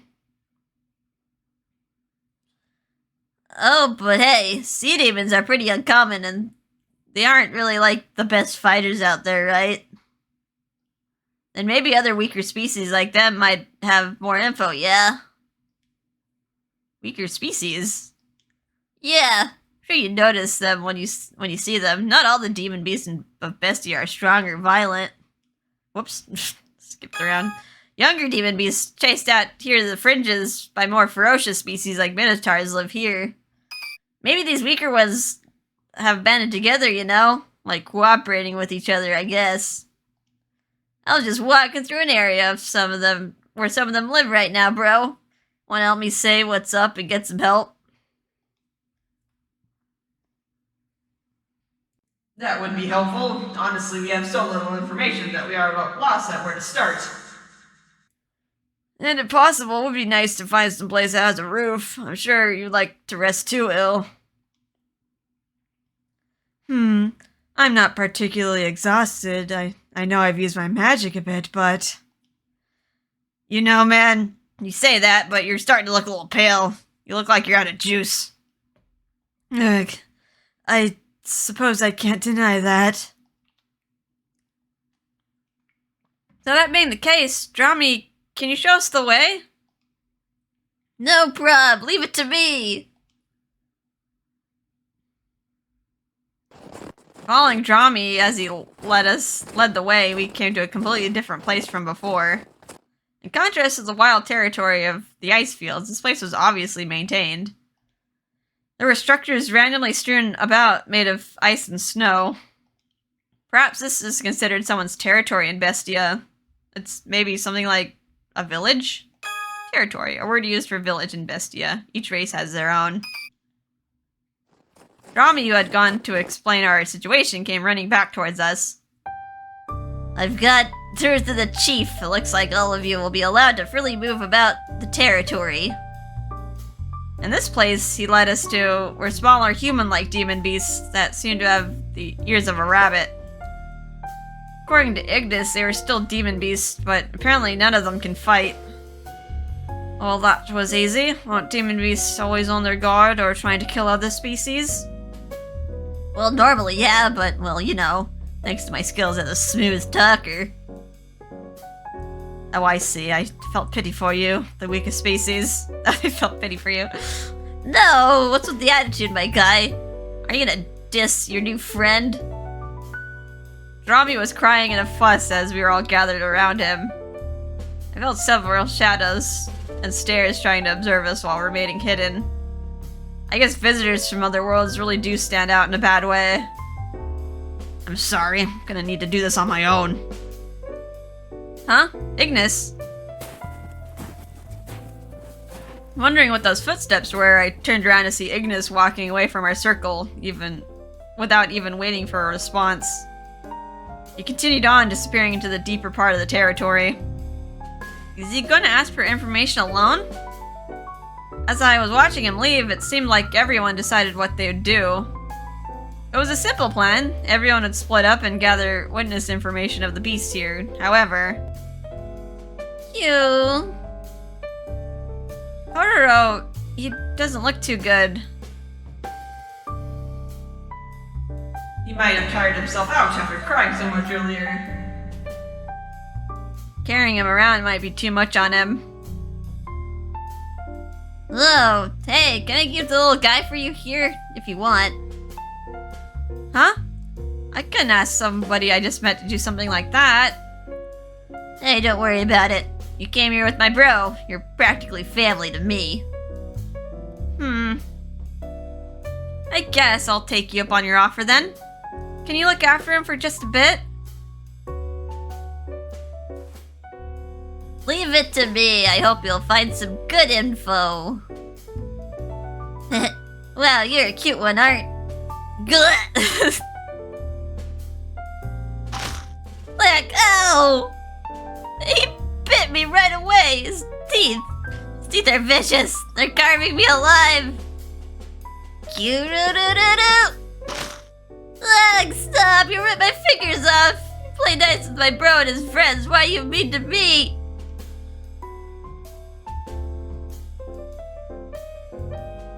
Alright then, should we get going? We'll have to bring a reward for Kororo when we get back too. You seem to be in high spirits, Miser.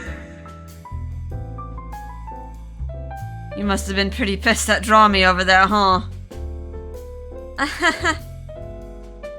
I'm sorry, Draw Me. Please do your best caring for Kororo. Alright, let's get to it then.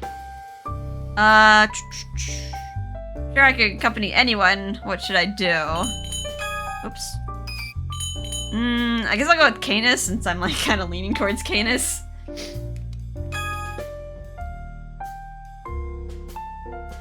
Saying you would take care of Il in his weak state, Miser head towards the chief's place.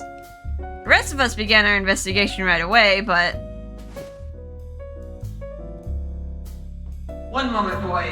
We have something to ask you. Lag! Weak demon beast boy.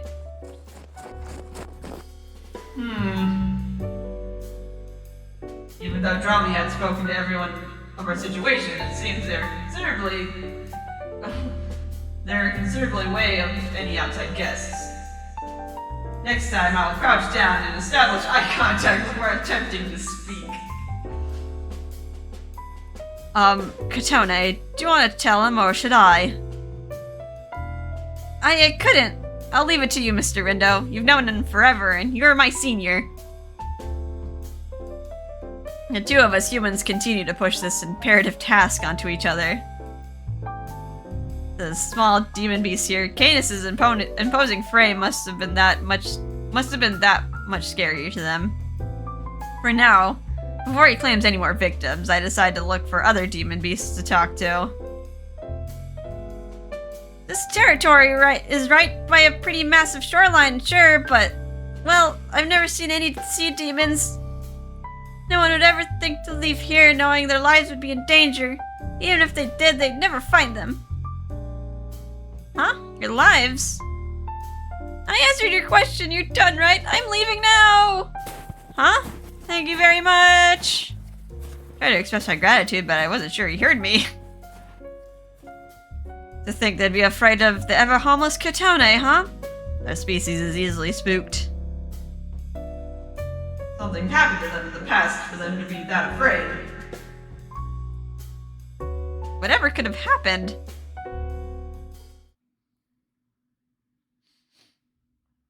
We tried to talk to the other demon beasts who seemed like they might be willing, but we didn't get a single bit of information about any packs of sea demons. But instead, there was something we noticed. The gazes of sincere interest, their eyes not only curious but afraid. To be precise, it wasn't because of us, the ones they'd never seen before. Look, they're the guys with Ignis. Let's go. No telling what kind of fight we'll get dragged into if we talk to them. We'll definitely get killed. It was Ignis, it seems. Oh man, It's really hard to do this with all these looks that give us. This is new for me. Life. It's such a trivial thing here in Bestia. I know because of how often I've been told. But thinking more about it, why exactly was Bestia dangerous? I realized I never heard an exact reason for why it was that way. I thought it was because of dangerous demon beasts and the severe environment, but... You're kidding me! Who's this? A loud shout cut off my thoughts. The direction that it came from was... deeper into the territory. That direction was... That was the way Ignis went. I'm going to take a look. Everyone, please keep asking around. After getting everyone's approval, I ran off. In the deeper end of the territory, in the shadows of a snow cave, was Ignis and a demon beast girl I didn't recognize. Unaware of my presence, the girl was shouting at Ignis, who was far taller than her. Aw, she's cute! Why? Why are you showing up in front of me now after all this time? The little buddy girl. Hurry up, get off our territory when I see you. My parents were killed before my eyes. All I can remember is that I couldn't fight. I was terrified and it was pathetic. Or was it? You came here to enjoy the sight of me suffering like this? You're despicable. How could I expect anything else from the bloodthirsty demon beast you are? Huh? Bloodthirsty? I muttered aloud without thinking. The young girl's long ears flickered as she heard me. And, as if he already knew I was here, Ignis, unsurprised, slowly looks towards me. The girl then leaves Ignis and starts walking towards me. So, you're the one, the human that the chief was talking about? Yeah. You're weaker than me, totally defenseless. Ignis is close to you too. Really don't know anything, do you? Well, good timing, because I'll tell you. I'll tell you what Bestia really is and who he really is. Who is he? My parents were murdered by the most ferocious and vicious of demons in Bestia, the Minotaurs, and Ignis there. Laughing at the top of his lungs, he tore apart my parents. He killed them. What? Wait, but... You don't believe it? Well, I figured someone who wasn't from Bestia might think that way. But... really, what really happens in this world? A constant battle of strength among the most powerful. They make sport out of oppressing and slaughtering the weak who have nothing. This world is one filled with malice, where killing is just the way of things. Murder, slaughter, killing for sport. These frightening words would never even come to my mind in my normal life. The young girl pointed a smile towards me as she watched me swallowing my breath. You understand what I'm saying, don't you? Ignis is the same as any of them. Not only that, but he's the strongest demon beast in all of Bestia. The girl glares at me as if to ask if I knew what that meant. The hate in her heart drove her to answer. It means he's a murderer, and he's the one who killed the most demon beasts in this entire world. No matter how defenseless he might pretend to be, he's the same as a Minotaur. Searching for sea demon's parents is just a lie to get into our territory. I'm sure he intends to kill us all in some horrible way. No, he wouldn't. The reason why he came to was to find Koro's parents. That wasn't a lie. However, the part about him having something to do with her parents' death... Ignis. Killing is the way of the world. I won't deny that. My voice, full of pity, couldn't even form a question, but he answered me. Ignis's reply seemed to hide his feelings. You can call it the law of the land. It runs through all of Bestia. Beast World Bestia. Ignis's homeland. While Ignis hid this before, it's a cruel world where slaughter is righteous with demon beasts. killing each other on a daily basis to prove their strength while the weak are tormented as unnecessary. Killing to demon beasts is like breathing air to humans. It's the most natural act we know, and it's etched into our instincts. I see. I had a feeling that I knew the reason why Ignis was hesitant to bring me to this world. Not knowing what to say to him, my gaze wandered, lost as to where to look. There was a savage roar that made the air around us tremble. Uh-oh. That voice! The demon beast girl was terrified of what made that noise. She shook and held herself.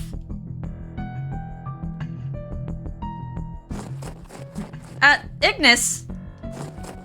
I reflexively ran after him as he quickly responded.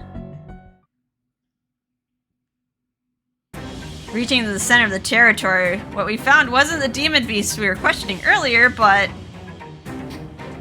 Oh, hello. Okay, we have minotaurs. Instead, a minotaur like the one that had been chasing Drami, but there's something was different about it.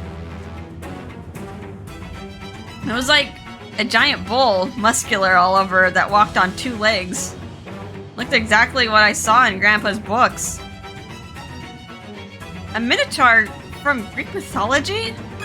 Minotaur, a monster with the head of a bull and the body of a man, appearing in Greek mythology. The greater form of the lesser minotaurs.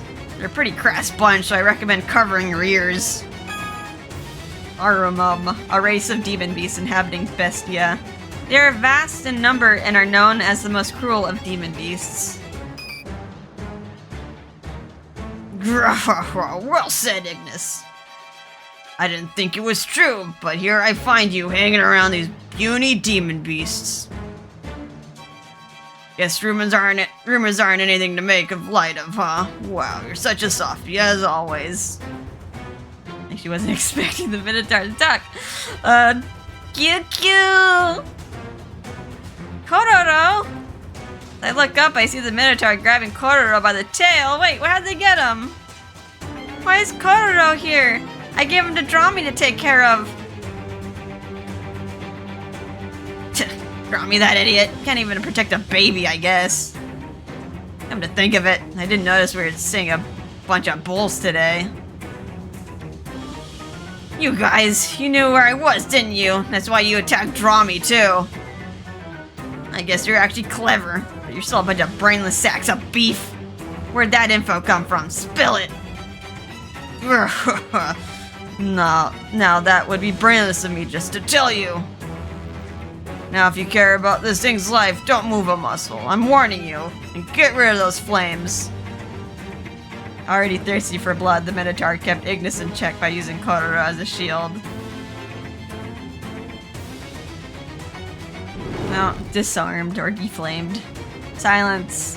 Ignis obeys and returns to his usual form that he uses in the human world.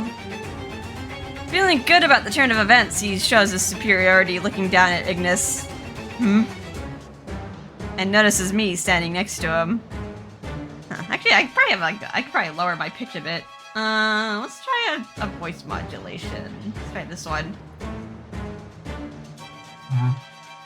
Never seen a demon beast like that before. Is this thing with you, Ignis? Good timing then. You come over here too.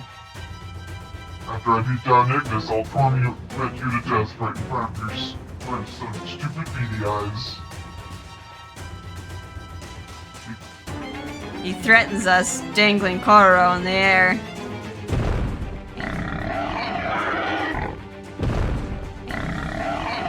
At the same time, tons of Minotaurs come out of hiding and surround us all at once. How'd they sneak up on us? I guess Ill's detective's probably down. My rough estimate would be that there are at least 20 of them. Their glares of ill intent and twisted smiles sent a strong chill down my spine. This is what she was talking about. The demons. No, Bestia's true nature. pointless to try to fight the territory of such an overwhelming presence, or terror of such an overwhelming presence. But even still... Katone, you don't need to go. Ignis? I told you, if you really had to come here, that I'd protect you. And you, don't think you can just shut me down by using some hostages, that sort of thing. Doesn't matter to me at all. What? With a fearless smile, Ignis charges in close to the Minotaur. You all really are just dumb chunks of meat. You think I need flames to kick your ass? Gripping his hands into a tight fist.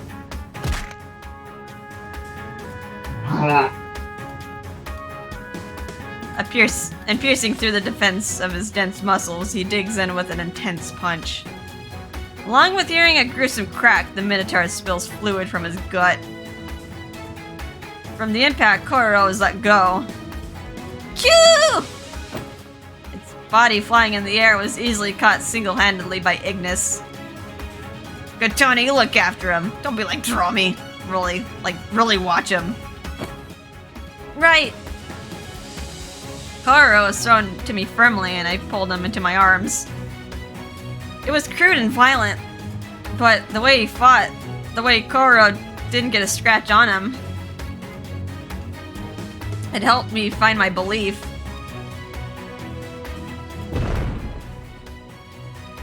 You little... What's up? Out of tricks already? Not yet. We still have... The numbers. Are you planning on taking all the demon beasts here hostage or something? This is so stupid. Still a bunch of nobodies because of stupid tricks like this. Well, it's fine. Give it a shot. If you can keep up with me, that is. Ignis takes a deep breath and looks up into the ash-colored sky. Ugh. Ow! It was like a song. Strong and intense, a noble howl. Like some signal for a fight, a crimson flame. Oh. Runs over his body and begins to easily overpower the Minotaurs with wolf-like moves. Then the next moment, one Minotaur begins to yell, engulfed in flames. Immediately after, Ignis jumps to two Minotaurs behind him. Oh. And into their faces and stomachs, he sends punch after kick into them, rendering unconscious within seconds. Oh my. But ferocity! As if trying to show it wouldn't be outdone, the wild flames ramped up to a fierce speed, hitting one Minotaur after the next in this group that tried to run towards the territory's demon beasts. Hey, come on, what's the matter? Don't tell me those big hulking arms are just for show. The ones provoked by Ignis snorted and sent their thick arms flying towards them. However, Ignis stopped them dead with his fists. Their fists and claws were obliterated, and they couldn't do a thing about it. And after that, it was a whirlwind. More appropriately, a whirlwind of fire. Burning, chasing, hitting, and burning again. Wild movements expressing Ignis' strength and nature that couldn't be shown in one single movement. On a rampage engulfed in flames, and without a scratch on him, he was like a werewolf of fire. The strongest demon beast of Bestia.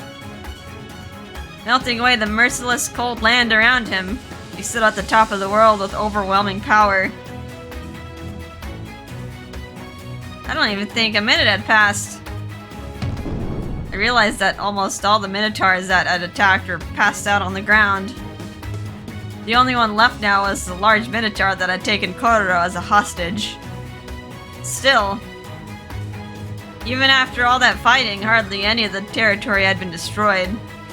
At some point, the local demon beasts had gathered around, shivering with fright, watching the battle.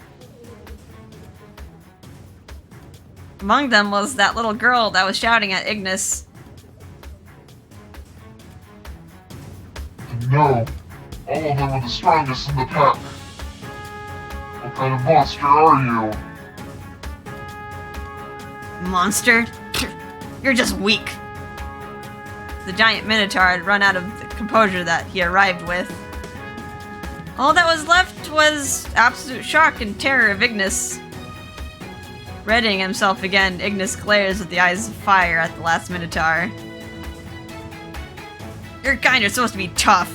Normally I let you all off just by breaking your face into pieces. But this time's an exception. I'm honestly pissed off at the stupidity you tried to pull. You get a special treat today. Hope you're ready to turn into a pile of medium rare steak, you stupid animal. A swarming pillar of fire rose from under the feet of the Minotaur.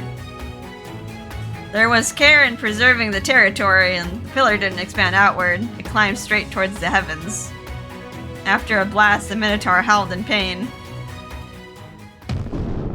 When this was all over, a deafening silence rested over the area. Well, that was exciting. that music was pretty exciting, too.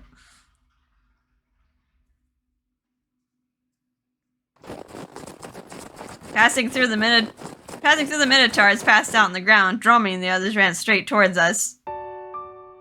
Yeah, that's my bro! You're amazing. Minotaurs are no problem for you. You really went all out, huh? Can't say that steak looks very appetizing, though. No one would eat a piece of meat as disgusting as that one. I'm sorry it took so long to arrive. There are minotaurs attacking along the boundaries of the territory. Though most of them were easily scattered away by Canis and the gang. I'm glad you guys aren't hurt. Oh yes! Ignis protected us! Huh? Is it all over then? I guess we were late to the party. That said, we made some great strides in weakening the enemy. I believe we came as quickly as we could. Miser, you're here! And ill! Are you feeling okay now? Yes, thank you. I'm not at my best, but it's nothing that would hinder normal activity or fighting. Hey you, Dromy! Couldn't even protect little Kororo! What the hell happened, huh? Cut me some slack on that. I mean, Kororo kept biting me and running off. Gah! Kororo bared his fangs at Dromy with a vicious little face I've never seen. Why isn't he friendly, or rather, why does he hate Dromy? So Ignis, including the ones we took out, what do you want to do with these Minotaurs? We're outsiders, so we didn't go as far as killing them. I'll leave the final decision to you. It might have been coincidence, but my eyes met with Ignis as he thought about it. Just leave them. They won't wake up for a while anyway. I'm sure the members of this territory are getting ready to leave. If they leave tonight, they'll have time to escape. Why? It's the Demon Beast girl who was arguing with Ignis earlier. She came running towards us, yelling at Ignis. Why? Why aren't you killing them? You should just kill them all! Shut up. I don't want anything to do with your vengeance. That kind of energy will only draw out stronger demon beasts. Ignis struck a chord. The girl flinches. What the hell? I don't get it. You're the most cold-hearted demon beast in all of Bestia, aren't you? Why don't you just kill them? Why are you fighting to protect those weak demon beasts and this human? No reason, really. I don't kill, it's my creed. What? What I understood earlier. Yes, it was Ignis's creed not to kill. I felt the relief deep within my soul to hear him say it himself. This girl seemed to find it completely unbelievable. Ignis, a demon beast who doesn't kill? Don't lie to me.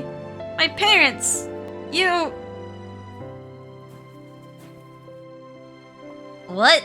Isn't this girl the one you saved from Minotaurs a long time ago, bro? a pretty long time ago, considering her species is so weak. It's crazy she's been alive for so long. Huh? Save me? Oh, huh? Oh yeah. Got knocked out after your parents died. You probably don't remember it very well. Your parents were killed by minotaurs. My bro just happened to be there and totally knocked him out. And that's the truth. Just a misunderstanding. You should be proud of him, you know? And let's face it, my bro here is the strongest of them all. He wouldn't spend time killing weaklings like your kind anyway. The way that was all put could have definitely used a bit more tact. Not surprising. This could mean all of his rude mannerisms and silly way of speaking is just for show. Ignis, you're quite an exception to be seated at the top of Bestia while sticking to a creed of never killing anyone. Mr. Rindo was surprised, considering he knew about Ignis's position within Bestia's harsh society.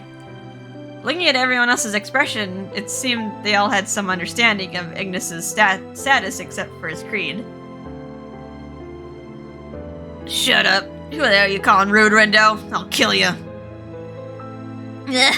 I mean, you say that, but killing isn't really your thing, is it, bro? You're one of the nice guys.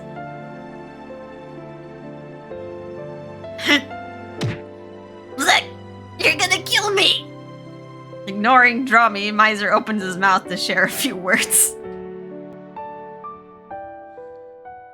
A world built on trading lives. Here in Bestia, I'm sure some others can't stand that you're the strongest.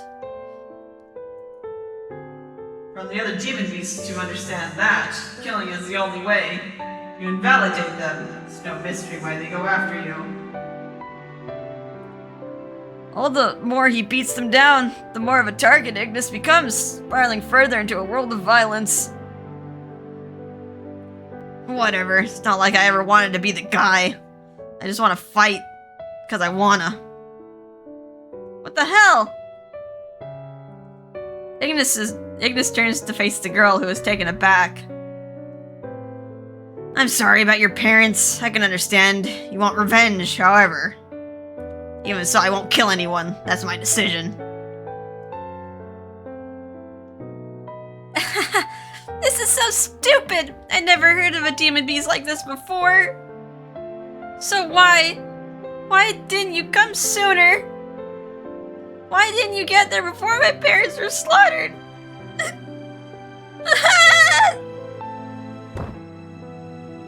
The tearful girl collapses to the ground.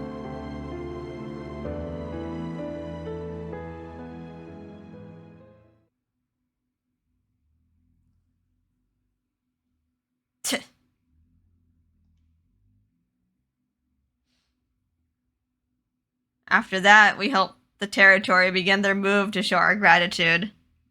That said, it was a world made up of ice, so there wasn't much to carry in a move, quite unlike the human world. Most of the work was just erasing any traces of anyone ever living there. Breaking down everything would make it so that the more predatory demon beasts wouldn't be able to chase after them. Ignis and I, having finished our part, we took a break with Kororo near the edge of the territory. I'll be honest. Huh? Well, I thought you might not want to be around me once my position in Bestia came up. But you don't care about that, do you? I'm at the top of this kill-or-be-killed world. You know that, right? What the hell is with that look? Well, be that it may, you've kept true to your creed, which means you never killed anyone, right? I just don't get how someone can hold any fear or hatred towards you for something you haven't even done. Well, you know, I guess that might be true.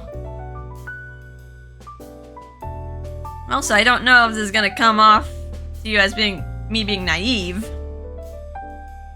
But the Ignis I know, although he might be intimidating or rough around the edges, he cares about the people he's around. I mean, this is a guy who always cleans his plate back at Enchante too. One of my treasured guests.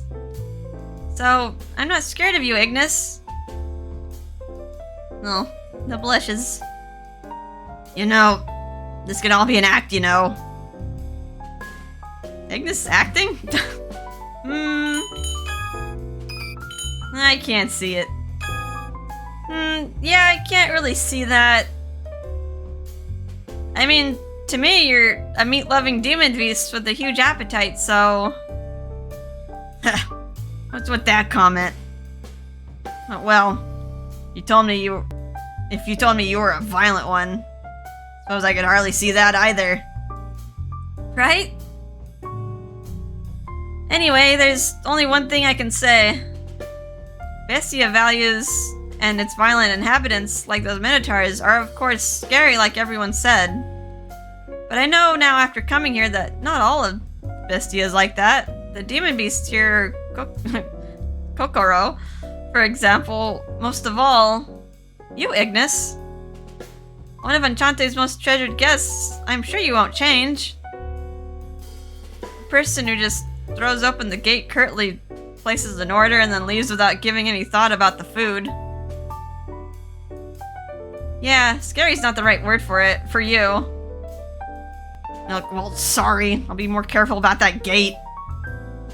And the food, well, I don't have any complaints about it, so that's why I don't say anything, I guess. Yeah, damn it. You're so cocky considering you're still so new at being an owner and stuff. Ignis let out a sigh. His eyes are looking out into the distance. I wondered what they were focused on. There's no mistaking it. I really am the strongest in Bestia, but I'm also very different. Despite that, there's a reason why I want to stay seated at the top. That reason why, I'm sure you didn't intend on explaining. Although I'm curious, I thought it best not to pry about the matter for now. But you know, I'm a demon beast, same as those minotaurs. I'm a citizen in this crappy world. Someday, when the time comes, just following my instincts might bring me to killing someone too.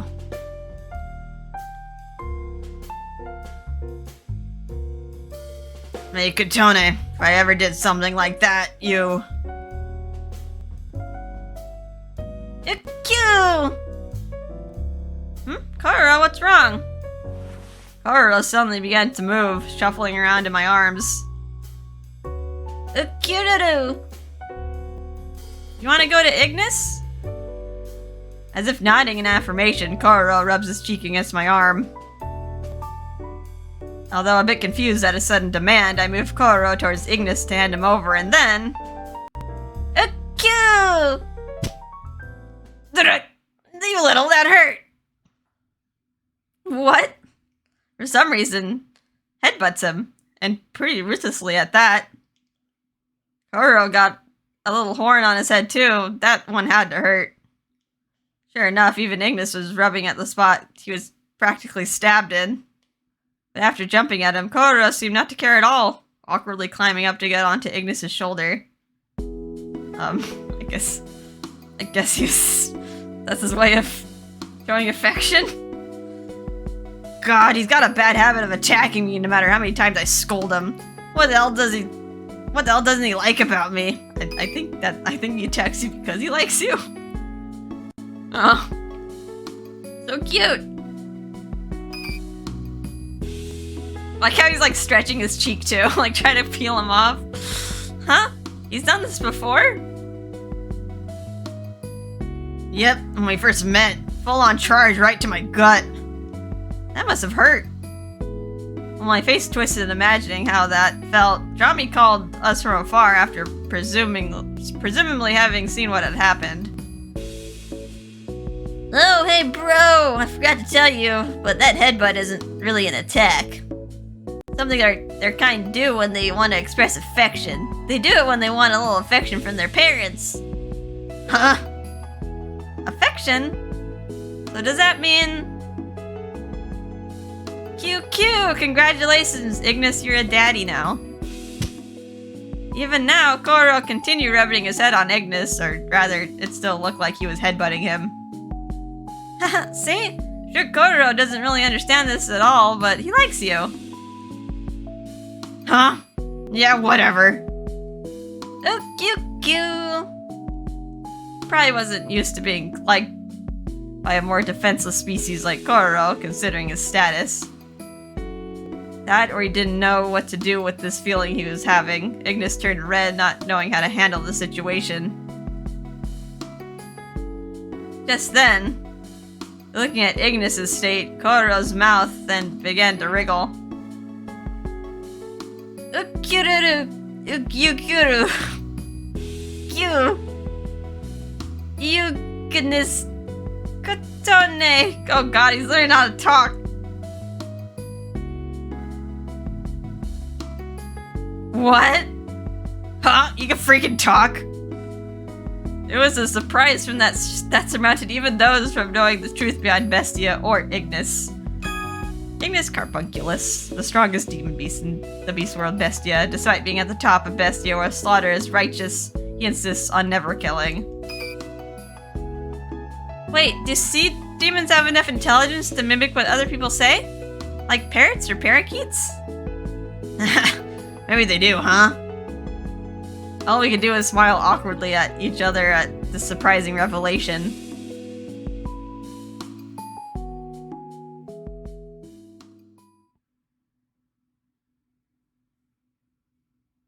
But that smile didn't last long. The young demon girl from earlier seemed to have found a herd of demon beasts after sneaking out from the territory. I'm just returning the favor. Everyone as naive as you will get hurt someday. Along with her goodbye, she told us about what she saw. Rushing to the spot, she described what we found. Oh. Gruesome remains of blood. And then... Kotone, avert your eyes. Kana steps in front of me to block my vision. It was too late, though. Demon beasts larger than Kororo that were defenseless and had no ability to fight. So many of these sea demons. Blood was splattered everywhere. Some lay on the ice and others, their lifeless bodies floated in the water.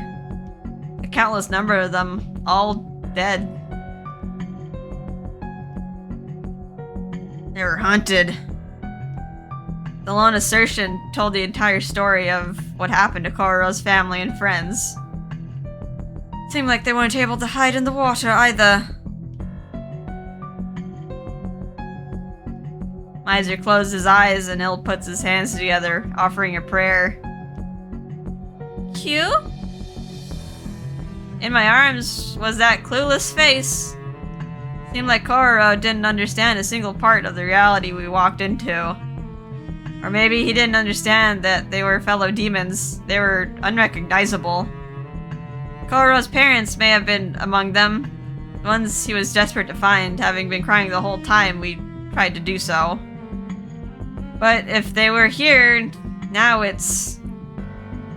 I'm sorry. I'm sorry, Kororo. I wish we could have reunited you with your family. Tears fall from my eyes. They streamed as I hugged this helpless child who was just looking for his parents.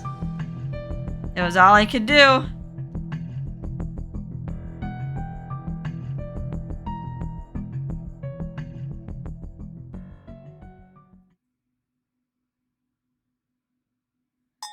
Alright, that's the end of chapter 6. Now it's chapter 7. Looks like this one's gonna be about Il, maybe?